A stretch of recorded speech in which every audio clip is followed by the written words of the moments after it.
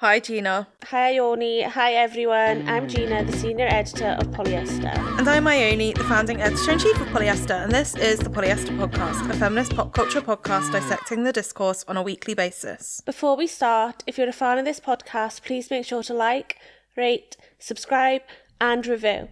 And if you really love us, you can sign up for a podcast membership where you can join our WhatsApp chat, get access to our research each week, and get on our Instagram close friends for only £3 a month. We also now have a Substack called Non-Threatening Boys Asterix, where we'll be sharing exclusive content twice a month on the Boy of the Hour. Do we have any reviews, Ione? We do, finally! Thank you so much, everyone. You're all very kind and nice. So, 5 stars. A refreshing and excellent podcast. In a world of cringy forced banter and endless, under-researched rambling, Polyester is such a refreshing listen. With episodes clocking around the 30-minute mark, their discussion is short and punchy, but thorough, sticking to interesting points of discussion on a topic rather than spiralling into a myriad of tangential slogs. The chemistry between hosts Ione and Gina is genuine, adding amusement and vibrancy to each conversation. I may not agree with everything they say, but they don't always agree with each other. Their ability to challenge one's viewpoints and intelligently break down their own perspective sets them apart from the kind of self-righteous echo chamber which plague the arena of online discourse. Couldn't recommend enough This Lot of Smashing It by Bart Finkson in the UK. Oh, thank you so much, Bart. Thank you! Thank you! Do you think it's Bart Simpson, but he's just put a, alias in? Bart Finkson sounds like Bart Simpson. I don't think Bart Finkson's a real name, no. So we are back. Sorry for everyone that missed our episode last week. It was a flash in the pan. We made a research mistake. Yes, we had to. If you did get to listen to it, congratulations. Lucky you. But we are back. Today we are talking about the 4B movement, which has been bubbling for a while in Korea. And it originates from Korea as well. But in the wake of Trump winning the presidential election, Americans are kind of discussing 4B, potentially adopting 4B as something that American women want to do. But we're going to be talking about it. Yeah, so first you want to tell us what 4B is? Okay. You're such a dickhead for making me read it out because you know I'm going to slaughter the pronunciation and then I'm going to be the one that gets shit. But okay. So.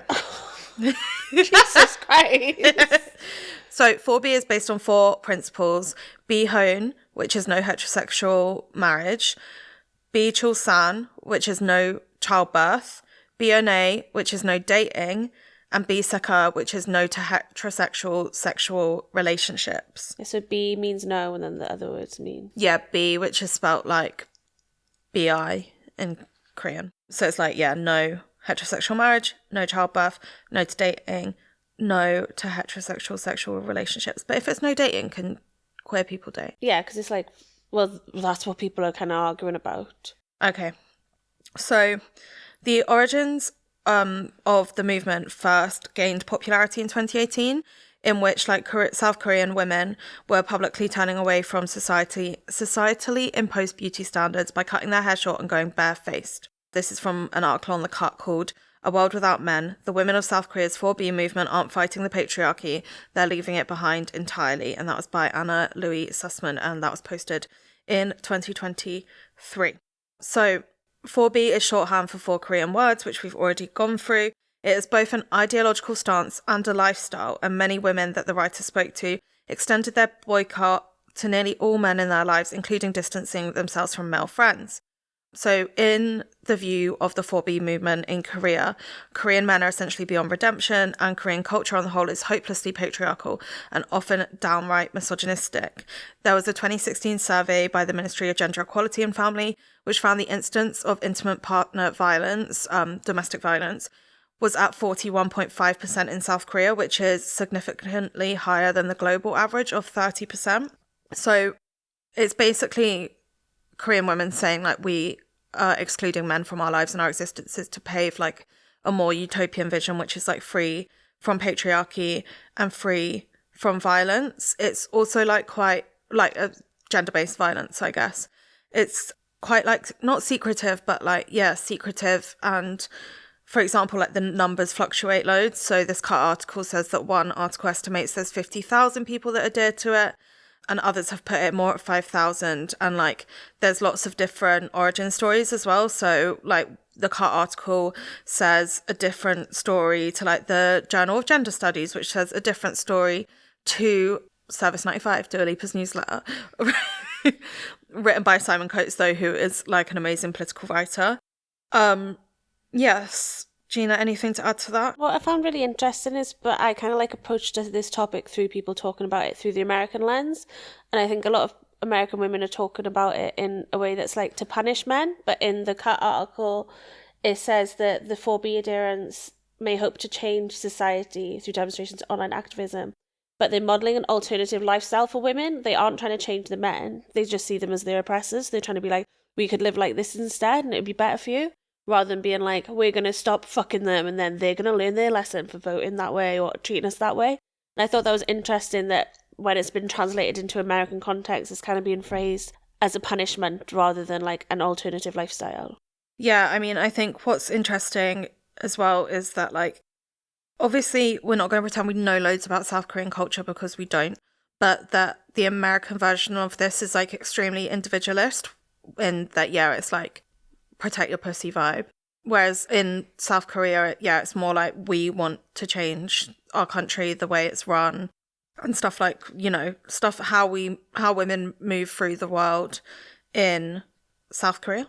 Yeah, how we live with one another as women rather than like how we live with men. Definitely. So another thing that was really interesting is in Simon Coates' Service 95 article is that he kind of traces the origins back to a Cho Nam-ju novel called Kim Ji-young, born 1982, which relates to every woman's daily experience of relentless sexism, inequality, and misogyny in contemporary Korea. And that he's kind of attributing the kickstart of the movement to that book, being like, oh, everyone kind of like realised they were all in it together, if that makes sense, and that there needed to be a wide change. But then I also thought was interesting, which was that that was 2016. It obviously took 2 years for the movement to kind of start taking off. And then it took a further 6 years for us, like in the UK and in the West, to hear about it and stuff. But then I think what the research kind of showed to me was like how much of like feminism that isn't American or British or European centric we don't hear about. So for example, there was like another movement called Escape the Corset campaign that took shape in South Korea in 2017, and it was like a photographer that photographed women who had shaved their heads as an act of rebellion, different people that had filmed themselves without makeup wearing baggy boyish clothes, and that was like a predecessor for them trying to throw off male domination. And then there was also like a cyber feminist movement in Korea, and I think it just kind of made me realize that there's so much that we lose by just taking like a Western perspective to feminism, or like honestly an American perspective more than anything, like even as us in England, because like in 2016, obviously we're going back a bit, that was pink pussy hats, Trump, like peak like liberal third wave feminism here, when everyone started to get like feminism fatigue and thought it was pointless, or like people were loving it and like signing up for co-working spaces like The Wing, but no one was actually looking for more radical alternatives. Yeah, definitely. And I think it kind of got me thinking down that train of thought, like how many ideas are appropriated even. Like, is there worth a discussion in seeing the 4B as being appropriated by Americans? I mean, it's that 100% being appropriated by Americans. But I think also there's like an argument that obviously it's bad Americans taking the core principles and like distorting them to mean loads of things. So maybe I'll read some tweets out so we can get some examples. So Shay Woollahan tweeted, the lib fem version of 4B is don't have sex with men who don't respect you. The bar is in hell. And then like another tweet says, it was by this person called Josh at Queer Socialism. This is when Twitter started talking about like 4B as like an alternative or as like a form of resistance under the Trump administration. So Josh said, the way you guys talk about sex strikes is deeply concerning to me. Sex is not something only men enjoy. It's certainly not or shouldn't be something that happens to women. Please find a new angle, preferably one that is not baked in rape culture. maybe an actual strike. And then someone quote tweeted it. For anyone who wondering how mainstream feminism got tuned into the liberal shit show we have today, it's because of men like this. And then someone else quote tweeted it saying, this is like saying a hunger strike is bad because the person doing it likes food. Legend. And then there's just like loads of other tweets that are basically being like, my boyfriend's so supportive of me doing 4B. Like, he's standing by me. And like loads of people being like, yeah, but what if I like boys? And everyone's like, you're kind of missing the point. And I think, to me, like, obviously I'm anti-America in like many ways, but as in, I think Americans in general, and no offense to our dearly beloved American audience, are so reactionary to things, and like, especially on TikTok, Twitter, Instagram, like everything's an opportunity for like a viral moment, even the processing of like immense political turmoil, immense grief, even like the opportunity for abortion to be criminalized. It's just like an opportunity for people on both sides of the political spectrum to meme it, which we've already spoken about. Yeah, definitely. And it exists here as well, by the way. I'm not being like, only Americans do this, but obviously we have like a very recent example in America. Yeah, there's a bit in the research where an article on Wired by Victoria Elliott and Angela Watercutter are talking about the 4B movement spreading across TikTok. And one of the TikToks that's going viral is someone being like, doing my part as an American woman and by breaking up with my Republican boyfriend last night and joining the 4B movement this morning. It's like, what, just because they've won, you're like, I actually am sick of you? Yeah, no, exactly. It's like, what do you mean like that? And you have a Republican boyfriend. Also, like, if you broke up with him last night, why are you on TikTok today? Yeah, no, I don't even think it's even that. It's like, why have you gone through this whole election campaign with a Republican boyfriend? Exactly. Like, his beliefs are still his beliefs. The need to be online is so, like, urgent for people that they can't, like, have a breakup and sit and process that. I mean, if it's even true, though. Well, yeah, I think it might be a bit satirical and weird. No, I don't even think satirical. I think just engagement baiting. Oh, really? Maybe, yeah. I don't know. Maybe you're right. But let's go to a break. We're back. We are back. Another example in this Wired article that really got to me was that a creator who posts under the handle girl_dump him woke up, in inverted commas, feeling spicy. She tried to shave her head, eventually grabbing scissors and cutting off chunks at a time. Giving up on America? I have. Also given up on colouring this hair because, right? Fuck colouring my hair. Fuck having my hair be long and luxurious. Fuck all the things that the patriarchy wants us to be because clearly they don't give a shit about us. Look, the thing, I understand having an emotional reaction to Trump winning, but yeah, it's individualist, right? It's like, I'm giving up my hair dye. Yeah, it's fucking it's also useless. Yeah, I know. Like, what's that going to do for, like, abortion and, like, reproductive justice and transphobia? Yeah, and then it's also just giving yourself that fucking plaster of being like, well, I did this. Like, I shaved my head because I'm so upset. Like, you don't need to see me at a march. You don't need to see me campaigning. Look at my big bald head. It got 10 million views. Fuck's sake. Yeah, fair enough. So, obviously, people were upset in and of Trump winning it, like, as a cultural moment.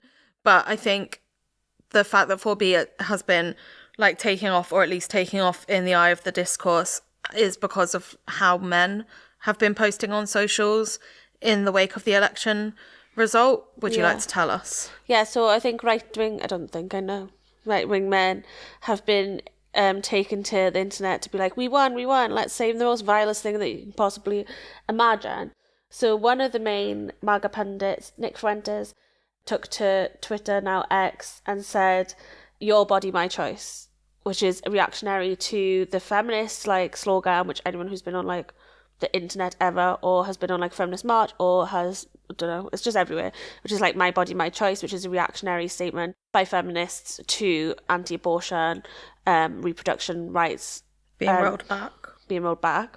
So he said this, and then loads of people obviously were really upset, and then were doxing him, to post pictures of his house, really, like, going in on this man, and then other people who were also saying it, like, obviously, like, was like, wow, great, everyone loves the slogan, even the Trumpies.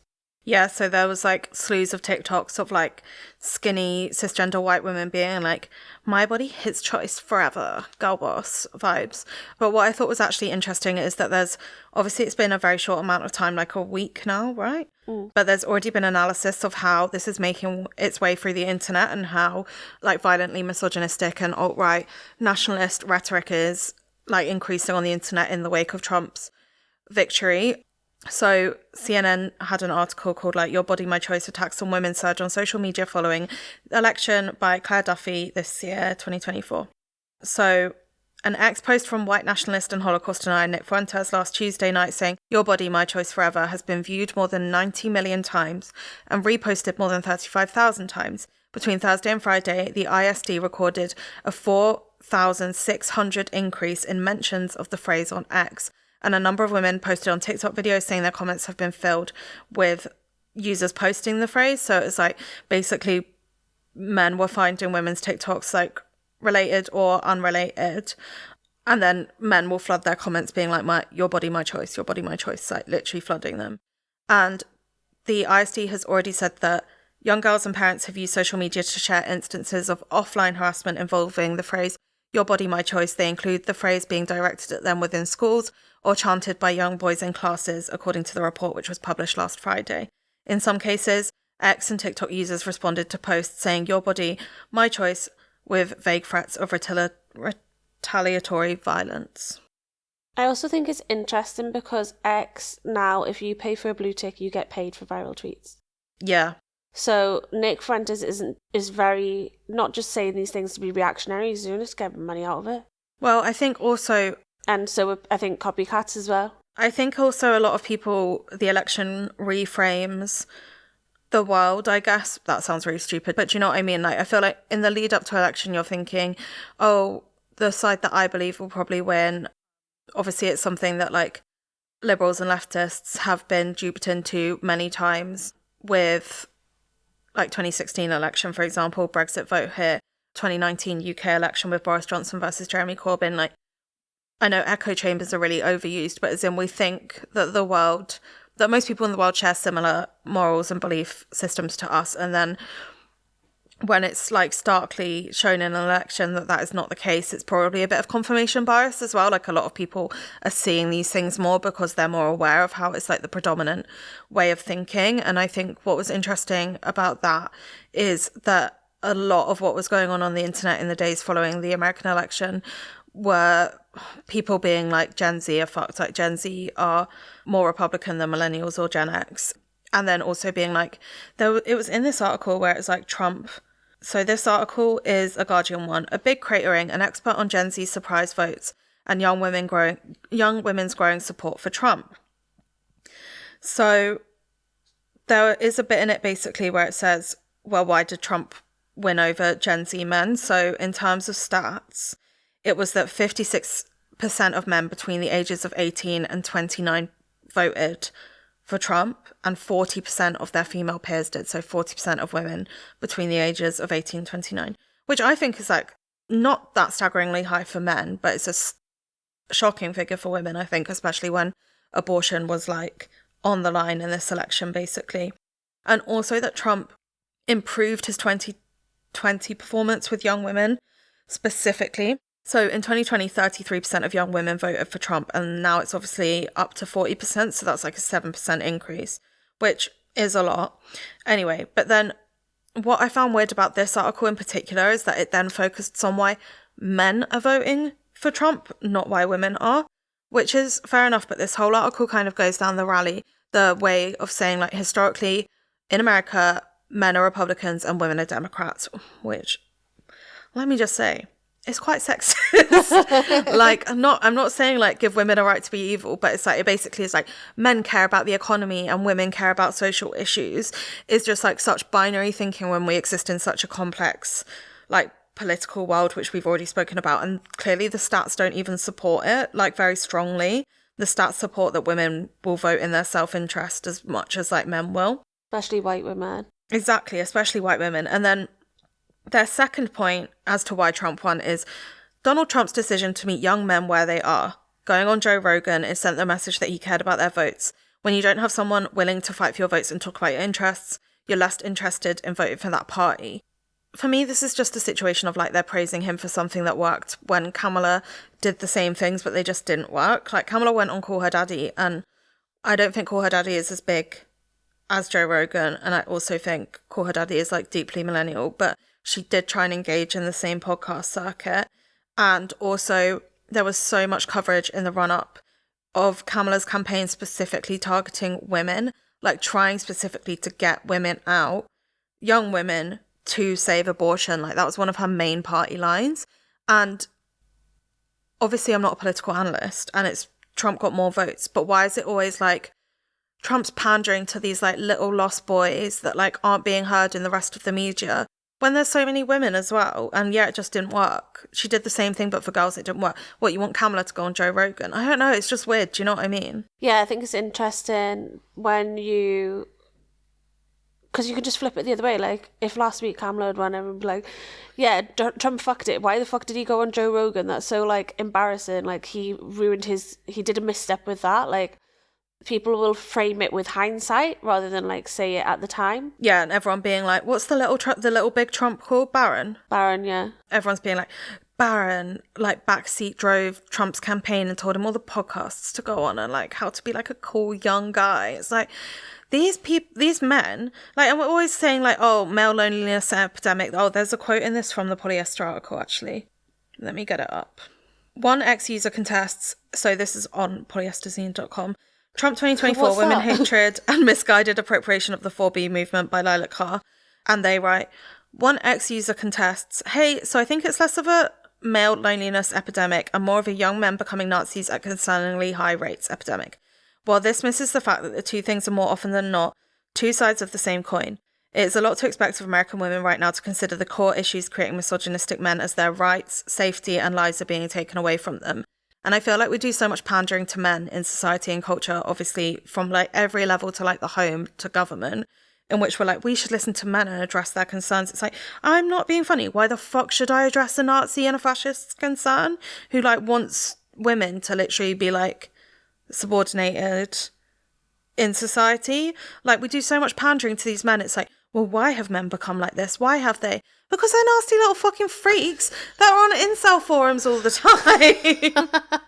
I mean, I've been lonely and I've never turned into an incel. Girls be lonely and they just grow their armpit hair out and become a feminist. Girls be lonely and they just like write really bad poetry for a bit. And like post a sad thing on Tumblr, well, back in the day. Post pictures, like Instagram stories of them crying. Yeah, and like legs in the bath. Yeah, they don't radicalise and decide to kill each other. And kill their girlfriends. I also think a really interesting point about the Gen Z turning to Trump thing that I read and said, is that like basically a lot, so 18-year-olds now were 10 when Trump was first elected. So the longer that we kind of exist under these systems of like oppression and like, yeah, bad governments, these, like, Trump's a legitimate politician to younger people. He's not like the reality star from The Apprentice. He's not like the man that made the cameo in Home Alone 2. He's not like a joke, basically. Like, he is how, in the same way that Obama is our like dominant American president. Yeah. That's theirs now. So obviously it just like completely, what's it called? Like, it widens the Overton window for politics, which is obviously what has been like the primary political movement for right-wing people for the last 15 years, whether it's Nigel Farage, whether it's Boris Johnson, or whether it's Donald Trump. Like, they have just been trying to widen this Overton window so their actions seem normal, and that's where we're at now. So it's like we have a problem on the left where we try and like, yeah, we try and go to like logic and reason, and that just doesn't work anymore, I guess. I also think it's interesting that it's the lowest voting turnout for Gen Z when they have always seemed so political online. Like, everyone's like, for years has been like, Gen Z is the most like politically engaged young generation we've ever had. It's the most like socially like interested generation that we've ever had. They care so much about issues like the environment, like they really participated in politics. Yeah.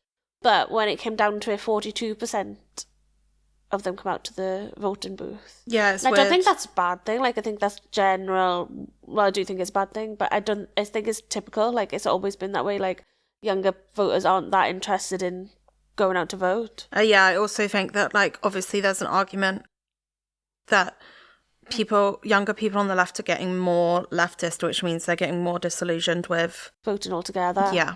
Yeah, and I think that's where the left always struggles, is being like, even though in our podcast episode it's like, don't vote if you don't want to.